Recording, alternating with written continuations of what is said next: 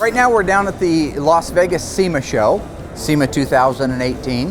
I drove down from Springfield, Oregon. Took me about 14 hours. Mopar invited us back to their booth again. It's an honor. It always is an honor because, let's face it, I mean, that's the big guy, right? And so for us to be part of the adopted family is pretty cool.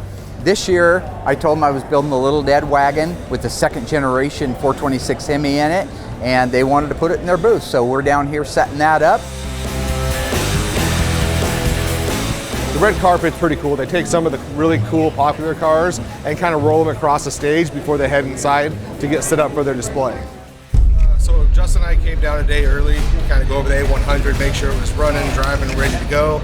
Got here early this morning, got right to the booth, and it wouldn't start. So after some trial and error, going through the whole thing, come to find out our fuel pump is no longer working. This pump is for real? Yeah. How does a brand pump just stop after like day 2 of running? So we got it disconnected, like hit the switch, and we got nothing coming out of that. Yeah, nothing's coming out of it at all. It's fried. So right now we can't run the truck, and we have about 45 minutes before we're doing the red carpet. And the reason we're running around, sweating, it's hot as hell in here.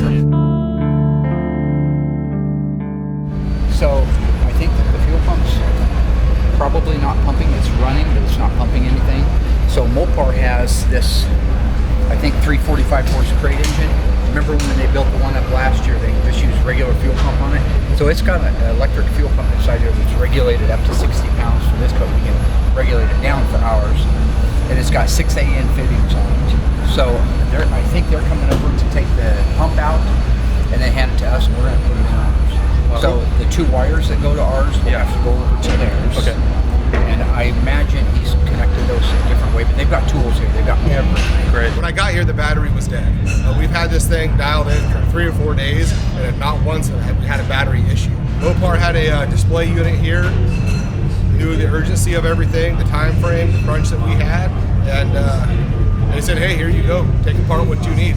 And that was pretty rock star right there on their part. So whatever we're going to need to be able to get that in, we got to do it quick if we're going to make it to the red carpet. Yeah.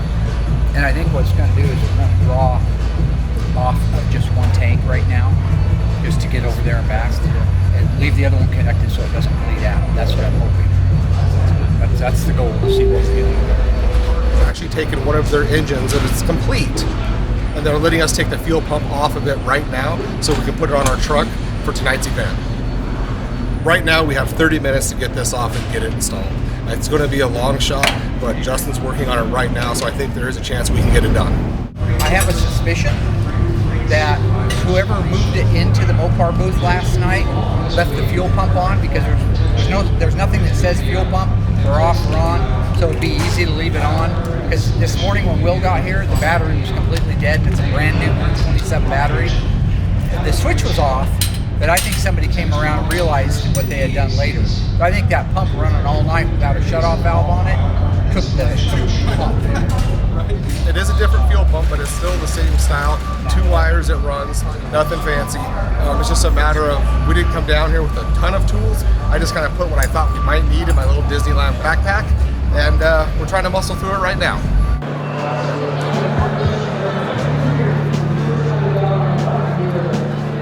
We have the fuel pump in there. The problem we're running into is they use bigger fittings than what we used. So at this point, we're trying to see if we can just bypass all of our system completely and go with their setup all the way through and try to get it good enough just to get it to the red carpet tonight. It is 1:45, we have 15 minutes. It's just been one problem after another. We've always been able to overcome everything over the past couple months. That means the Little Dead Wagon is dead. We just found out that we're not going to be able to get this truck running and on stage for the red carpet event. So instead we're getting ready to raise it up in the air, put it on the stand so it can be up on display. Everybody will enjoy it. It was just kind of disappointing that we couldn't get to the actual red carpet event. I guess we just clean up our mess, get the forklift, because we still need to get this thing jacked up and done. Yep, we'll talk tomorrow. All right. It's real frustrating, real disappointing. So at this point, we're basically just kind of buttoning it back up. We're going to get it lifted 4 feet up in the air, and then we're going to go out and have a drink.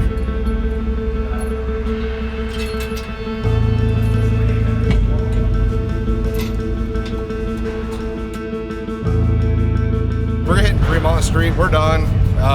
Get ready to do all of our autographs and shit tomorrow.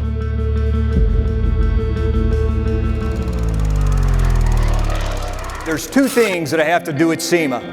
Number one is keep the tradition of starting at 426, and we did that. Number two is to always make sure we bring a big announcement, and trust me, I have one. And speaking of concepts, I know that there is something special under this cover over here. I don't know what kind of car is under the cover on the stage, but I'm anxious to find out.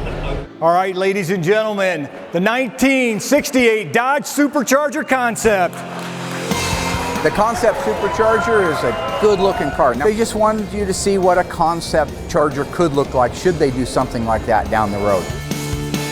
Honestly, I think this car is awesome. It's bringing the old school and the new school together, which for my generation is going to make us fall in love with Mopar all over again. A lot of cool things to it. Love the color. A lot of modifications that were really cool. Overall, it's gorgeous. I like it. I'm sure Mark loves it too. I think they'd be missing the boat if they didn't build something close to that. They did it with the Challenger, proved it can be done, took old world influence, put it into a new generation car that met all of the safety regulations and EPA and all that. They can do it again. They can do it with a Charger. That sucks that this is a car that's not going to go into production and that it's only a concept car. Can we start a GoFund page or something? Get 1,000 signatures, we can make it. Mopar's great at everything they do. One really cool thing was the way they ran their exhaust through the taillights. That's just that next level that you don't really think about. That's just thinking outside the box when you're doing a creative build like that. I thought it was executed really nice. You know, I wasn't here back in the 70s, so it's a big catch-up game. My generation liked a lot of the modifications, kind of making their cars their own. So seeing the two worlds come together is pretty awesome. I have to put a firewall in my brain and just say, there's old world original, that's my heart and that's my passion. But you got to open the door to new ideas. So the Supercharger is a very modified, well done, but very modified Charger that I wouldn't probably invest the time into doing for myself. So it's not really my cup of tea. But I think the world loves it. I think the world would buy them like hotcakes if they came out. I think it's super cool. It's different than anything else they have on the streets, and I think that would be awesome if they put it into production. A little too extreme for my taste on certain things, but it's still a beautiful car, and they should be really proud of what they built. I don't know exactly, but it's my hunch that in the next few years we could see something like that. And if they made it in burnt orange, I'd order the first one off the assembly line.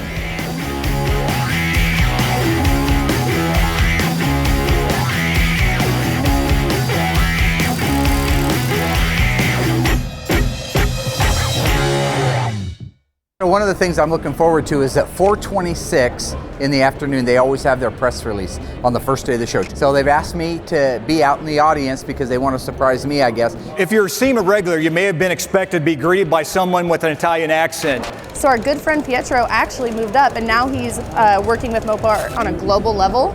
So now we have a new guy named Steve we're getting to work with. So I think it's time for me to address the elephant in the room. All right, I think it is. You know, this year's super, super exciting. They have a surprise for Mark. We don't know what it's going to be.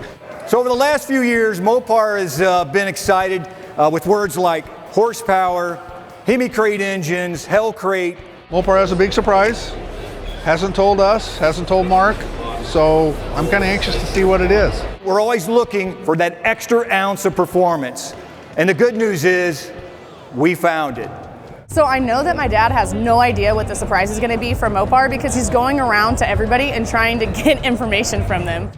And you may have seen our teasers, by the way, on social media. And as you watched, you knew something big was coming. Well, the wait is over. The fact that they kept me out of it, I know it's a big release. All right, introducing another first from Mopar. Plug and play, 1,000 horsepower, Mopar 426 supercharged elephant crate Hemi engine. I had no idea that they were about to unveil the most incredible crate engine in the history of the world. That's right, this Mopar elephant crate Hemi engine delivers a staggering 1,000 horsepower along with 950 pound-feet of torque. This elephant is a beast. 1,000 horsepower, 4-digit horsepower in a crate with a controller running on 93 octane pump gas. Back in the day, it cost you $25,000 to build a motor with that much horsepower, and you couldn't run it on pump gas. Chevy and Ford can say whatever they want. The game is over. Who got the checkered flag? Mopar. Well, we'd like to think the Elephant is a very special gift, and all the performance lovers out there, but what's a gift if you can't open it up and play with it? So I think we should fire this thing up.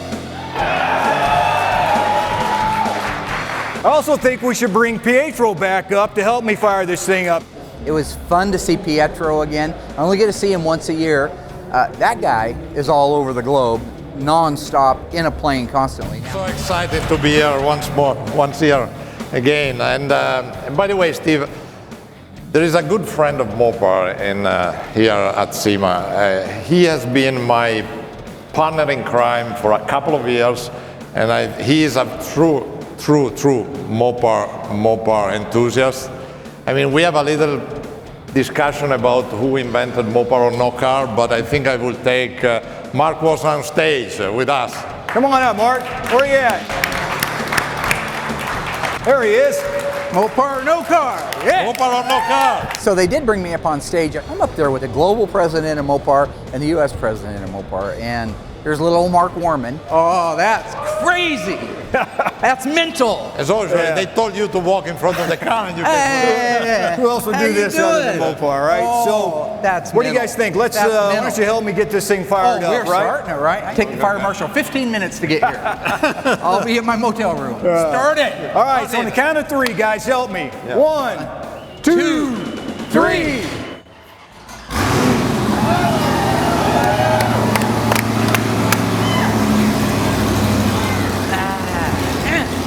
Now the fire marshal is gonna come. There you go. Listen to that. Listen to that. Come on, now give it a round.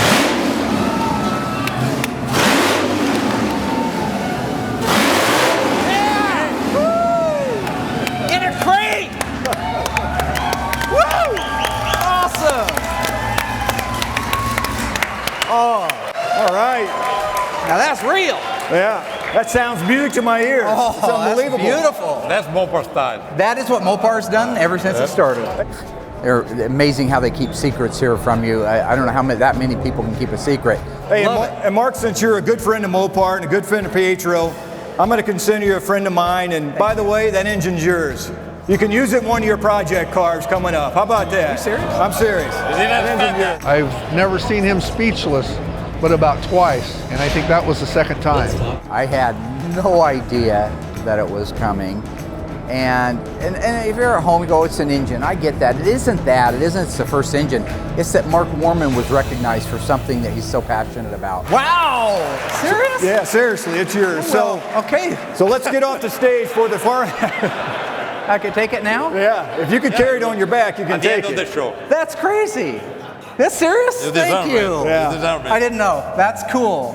So anyway, everyone, please help us celebrate the Elephant's 1,000 horsepower. It's a long way to get here. And so to be here and recognized by the leader in cool performance, Mopar, somebody you spent your life dedicated to fixing and repairing and promoting, doesn't get a lot better. So, as always, it's Mopar or no car. Thanks, everyone. He was pretty excited. Thank you, everybody, for coming out. That's yeah. Oh man, I did not know I was getting that.